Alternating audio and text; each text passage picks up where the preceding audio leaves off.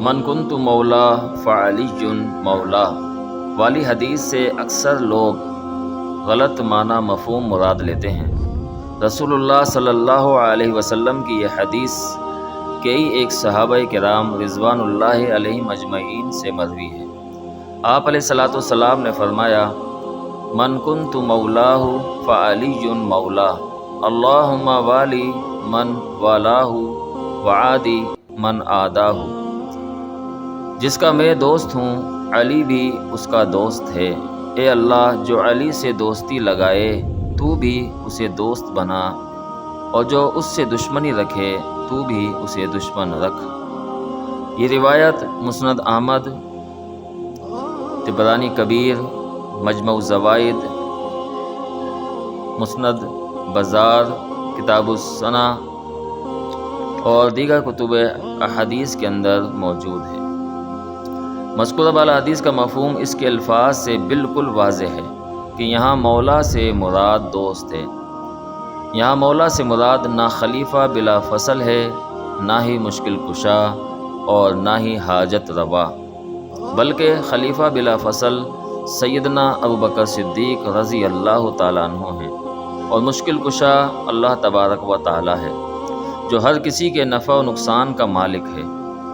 اللہ رب العالمین کا سورہ یونس آیت نمبر 107 میں ارشاد ہے، وَإِن يَمْسَسْكَ اللَّهُ بِضُرٍّ فَلَا كَاشِفَ لَهُ إِلَّا هُوَ وَإِن يُرِدْكَ بِخَيْرٍ فَلَا رَادَّ لِفَضْلِهِ يُصِيبُ بِهِ مَن يَشَاءُ مِنْ عِبَادِهِ وَهُوَ الْغَفُورُ الرَّحِيمُ۔ اور اگر تمہیں کوئی تکلیف پہنچا دے تو اسے دور کرنے والا کوئی نہیں، اور اگر وہ آپ کے ساتھ کسی بھلائی کا ارادہ فرما لے تو اس کے فضل کو دور کرنے والا کوئی نہیں۔ وہ اپنا فضل اپنے بندوں میں سے جسے چاہتا ہے عطا فرماتا ہے، اور وہ بہت بخشنے والا بڑا مہربان ہے۔ اس آیت کریمہ سے معلوم ہوا کہ مشکل اور مصیبت کو دور کرنے والا صرف اور صرف اللہ تعالیٰ ہے، اس کے علاوہ کوئی اور نہیں۔ دوسرے مقام سورہ نحل آیت نمبر 26 میں اللہ رب العالمین کا ارشاد پاک ہے، امن یجیب المضطر اذا دعاہ ویکشف السوء ویجعلکم خلفاء الارض االہ مع اللہ قلیلا ما تذکرون۔ بے کس و لاچار جب پکارے تو اس کی پکار کو قبول کر کے کون مصیبت کو دور کرتا ہے، اور تمہیں زمین کا خلیفہ بناتا ہے، کیا اللہ تعالیٰ کے ساتھ کوئی اور معبود ہے؟ تم بہت کم نصیحت حاصل کرتے ہو۔ مسند احمد ترمذی کے اندر نبی علیہ الصلاۃ والسلام کی یہ روایت عبداللہ ابن عباس رضی اللہ تعالیٰ عنہما سے مروی ہے۔ فرمایا، جب بھی تو سوال کرے اللہ سے سوال کر، اور جب بھی تو مدد طلب کرے اللہ سے مدد طلب کر۔ یقیناً بلا شبہ اگر ساری امت اس بات پر جمع ہو جائے کہ وہ تجھے کسی قسم کا کوئی فائدہ نفع پہنچائے تو وہ نفع نہیں پہنچا سکتی مگر وہی جو اللہ رب العالمین نے تیرے لیے لکھ دیا ہے۔